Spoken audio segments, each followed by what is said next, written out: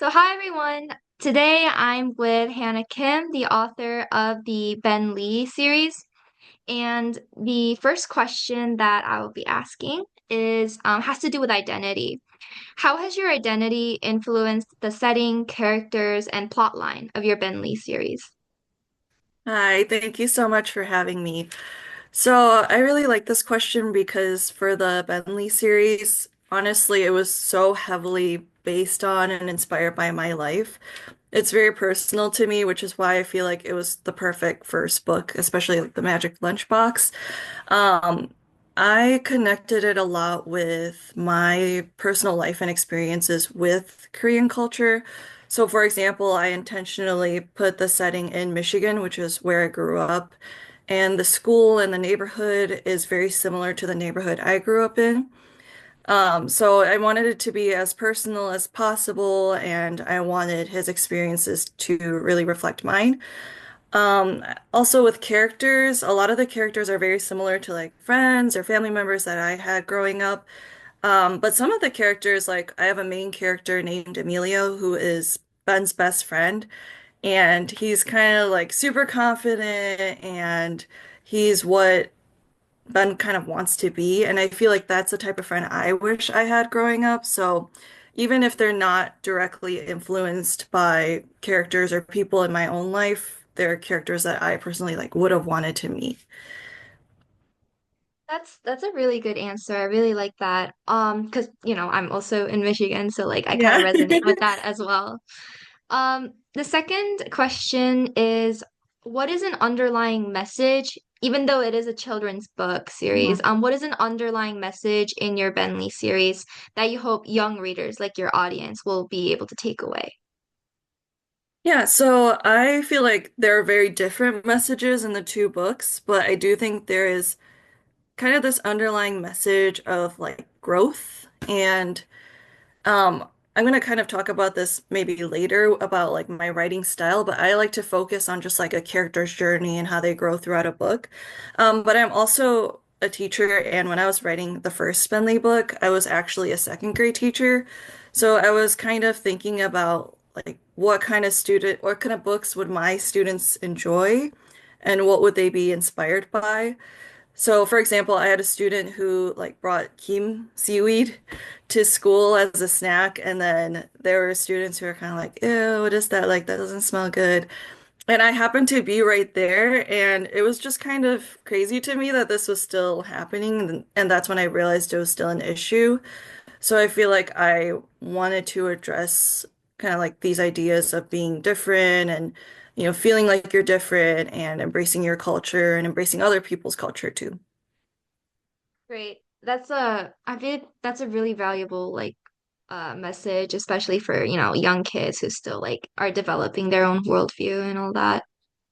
The third question is, I'm sure you have experience in writing, longer works, novel style prose, perhaps catered towards older audiences, as well as, children's books like your Bentley series, sorry. And I just wanted to ask, what are some important stylistic or structural differences between the two mediums, I guess?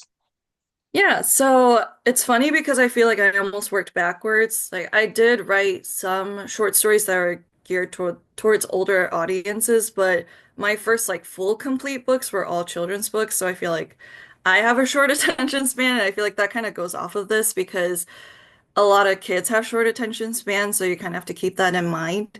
So the plot has to be really snappy and like you need a lot of cliffhangers and things need to be pretty fast paced and there needs to be action, even if it's not like, like a superhero fight or anything. Like there's some sort of action that is driving the story.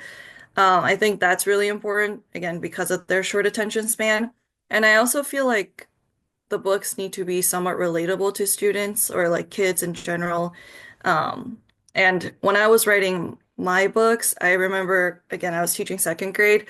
So I was kind of sitting there like listening to my students and how they talk and what they talk about. And I use those things because I feel like that would represent like what kids feel and what kids are thinking and what they enjoy.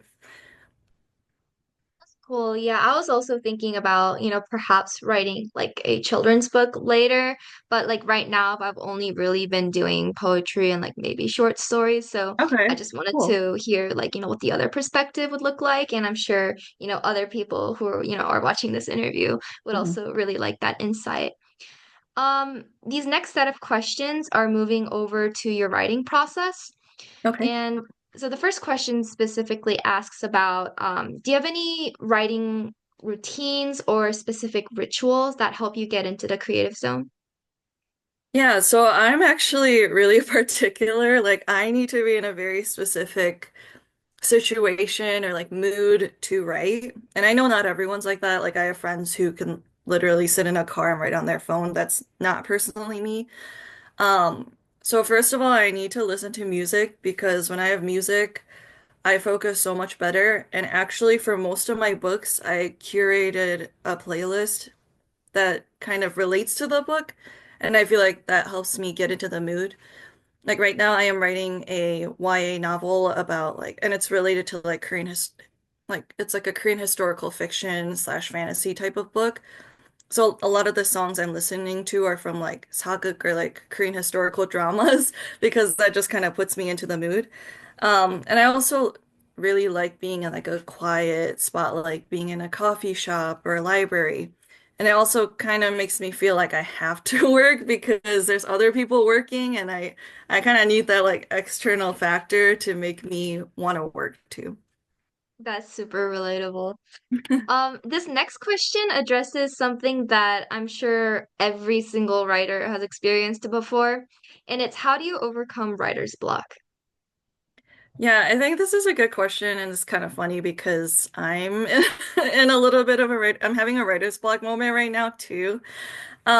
But what I've been doing and what I usually do is, so before I write my story, I outline everything, and it's like a pretty, like kind of a basic outline of my story. Like I'll outline each chapter and have a little description of each chapter, but I like to go back and either reorganize my outline or add a little bit more because I find that it just keeps things more organized and it remotivates me and I'm able to go back and like make any changes, especially if there was like a change that was frustrating me.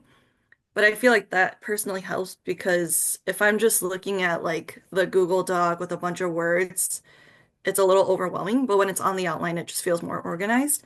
And then, like I said, I like to listen to songs that remind me of the book and it just kind of helps me to, get in the mood again. It puts me back in the mood. Sometimes I'll watch things like movies or dramas or TV shows that also are similar to the media or the books that I'm writing. So it, again, kind of puts me in the mood. That's really great advice. I don't know. I haven't really been writing like consistently enough to experience writer's block, but there are definitely times where it's like you just can't really think of anything to, or you Right. can't really see a direction. So I think music is something definitely that I can think about like using.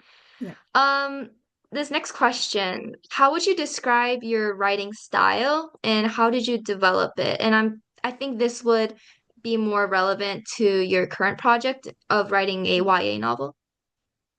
Yeah. So this is honestly a little tricky. I feel like I'm still kind of figuring out my writing style because my first book, like official book, which ended up being The Magic Lunchbox, was written in 2020. So I feel like I've only really been like professionally writing for about 5 years.